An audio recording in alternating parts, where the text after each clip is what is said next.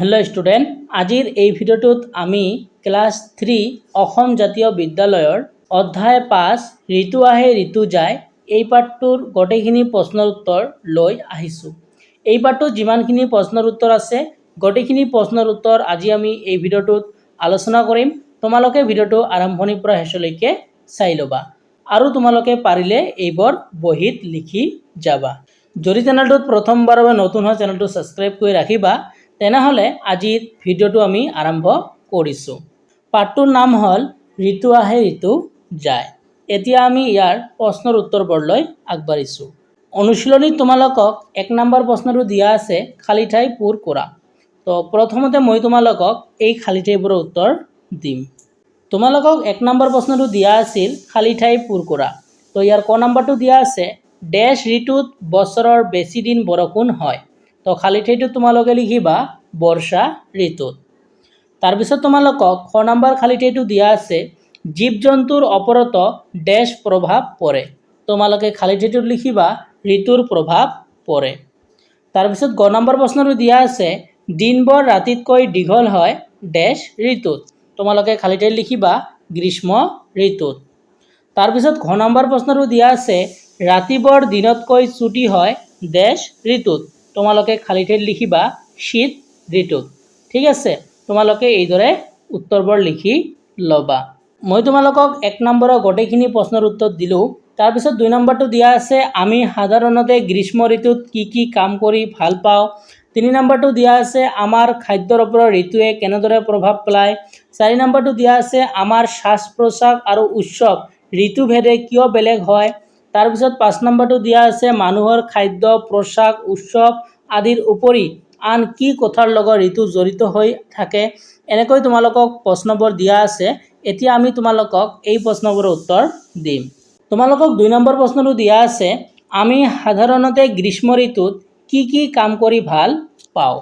তো ইয়াৰ উত্তৰটো তোমালোকে এইদৰে লিখিবা আমি সাধাৰণতে গ্ৰীষ্ম ঋতুত ঠাণ্ডা বস্তু খাই ভাল পাওঁ।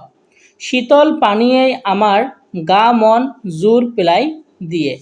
ইয়াৰ উপৰিও গ্ৰীষ্ম ঋতুত আমি গছৰ ছাঁত জিৰণি লৈ ভাল পাওঁ। তাৰপিছত তোমালোকক 3 নম্বৰ প্ৰশ্নটো দিয়া আছে আমাৰ খাদ্যৰ ওপৰত ঋতুৱে কেনেদৰে প্ৰভাৱ পেলায়।